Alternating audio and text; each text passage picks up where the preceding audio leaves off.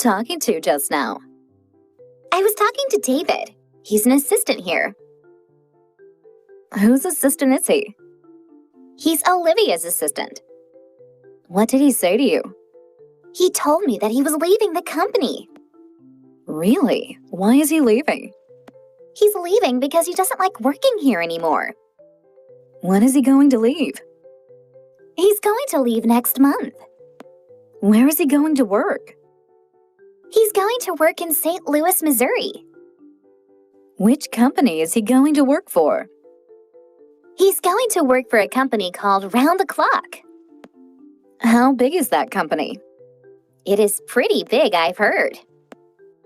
How many employees are there? There are around 100 full-time employees. How did he get that job? He got that job by answering an online ad. They were very impressed with him and hired him on the spot. How much is he going to earn? He's going to earn over $75,000 a year.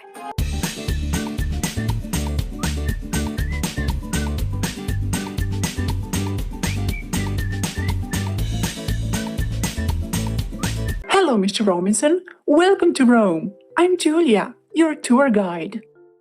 Hi. Please, call me Larry. Okay, Larry. Nice to meet you. How's the flight? Are you very tired? No, I'm fine. Great. Let's go to the parking lot then. Okay.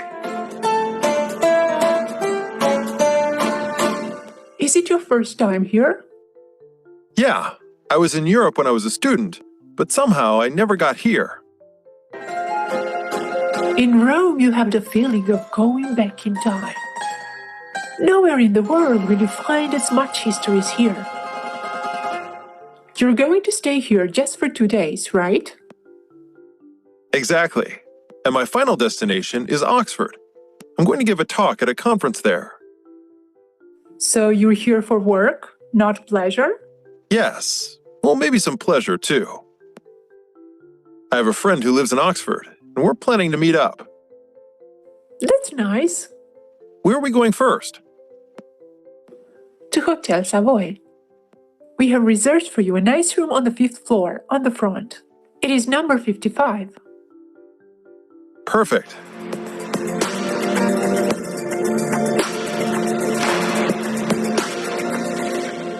Okay, so now I'm going to tell you a bit about our tour today. We're going to drive to the center. It takes about 45 minutes. And then we're going to start at the Colosseum, Rome's most famous and recognized monument. Great! I've always wanted to see it. I heard that the experience you get is truly one of a kind. That's true. It is one of the 7 wonders of the world. And then we're going to visit the Forum. This is one of the most beautiful places you will find in Rome. After that, we're going to see the Pantheon, one of the oldest buildings in the city. Wow! I can't wait! We're also going to visit the Trevi Fountain, in which you can toss a coin. It is said that whoever does this will certainly come back to Rome. Then I'm going to toss a coin too. I want to come back someday, by all means. Then we'll be very near the Via del Corso, where all the best shops are. Would you like to maybe do some shopping? Yes, of course. I'd like to buy a lot of souvenirs for my family. And then I'm sure you're going to be hungry, so I'm going to take you to a really nice restaurant for lunch. There is a restaurant called La Taverna dei Fori Imperiali. The food they serve is delicious. I recommend ravioli di burrata, which is fresh pasta filled with cheese. Or we can have pizza or a good carbonara, a gelato, an ice cream that is. Our typical dishes, but I promise you, very different from Italian food in America. Sounds great. It's going to be a fantastic day.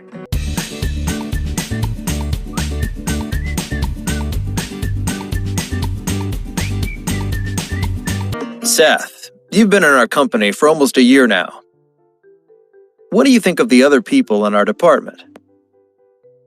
Well, there's one outstanding person, and that's Jessica. She does excellent work and is a very good team player. She has her feet on the ground. She stands out from the others. That's good to hear. What about Nathan? What do you think of him? He's very able, but I wish he wasn't so conceited. I don't know who he's trying to impress. It's the female staff, I think. He always shows off more with women around.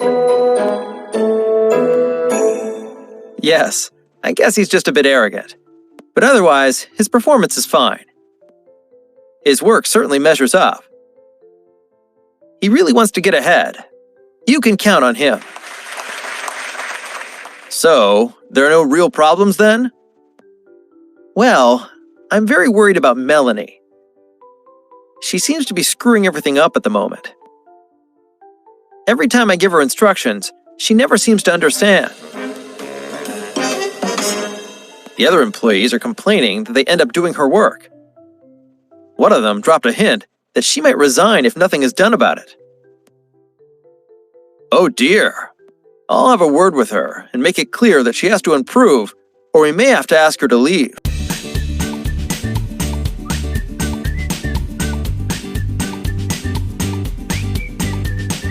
Meredith, want to go out with me and Nora tonight?